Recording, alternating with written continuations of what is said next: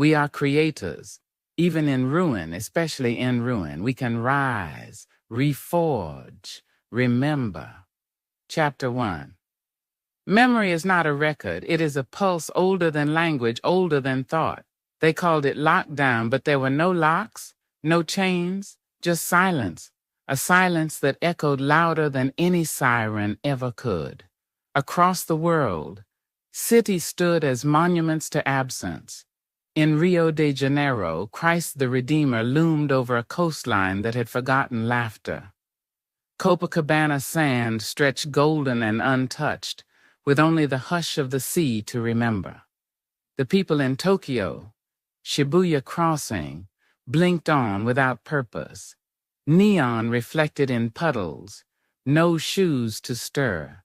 A lone figure stood at the curb, masked, still, watching the red pedestrian light like it was a signal from another world.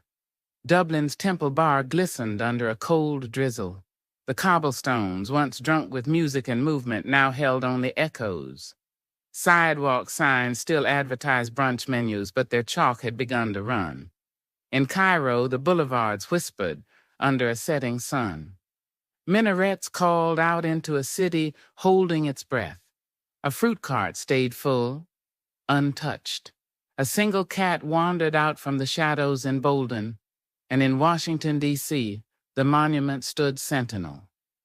The Lincoln Memorial faced an empty reflecting pool, as if wondering where all the witnesses had gone. But it wasn't just the emptiness, it was the distance. 2 meters, that was the new rule. Strangers were no longer just strangers. They were potential threats. We stepped wide around each other in grocery store aisles, eyes lowered. A cough in public drew stares sharper than knives. The air itself felt suspect. Even home had boundaries now. The law tethered each person to a 2-kilometer leash, a silent, invisible fence no one dared test. 1 hour of sanctioned freedom a day, then back behind doors and curtains, and while the people stayed hidden, the world kept turning. The skies lightened, the waters still, and slowly the forgotten ones returned. A deer crossing a highway in Seoul, the fox padding past storefronts in London, wild goats navigating Welsh hillsides and parking lots with equal grace as if nature had been waiting patiently for the room to reclaim its breath. It turned out the real heartbeat of a city wasn't its skyline or subways. It was the humans, the mess of us, the walking, talking, arguing, laughing, unpredictable beauty of us. Without that, the cities weren't just empty, they were grieving.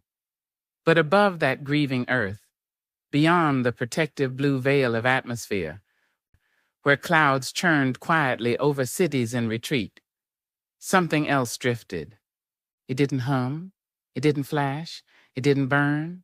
It simply was, a sphere, rust-colored and battle-worn, trailing slowly through the dark between worlds. No trail of light, no wake of sound, just the deliberate, ancient grace of a thing that had seen too much and forgotten none of it.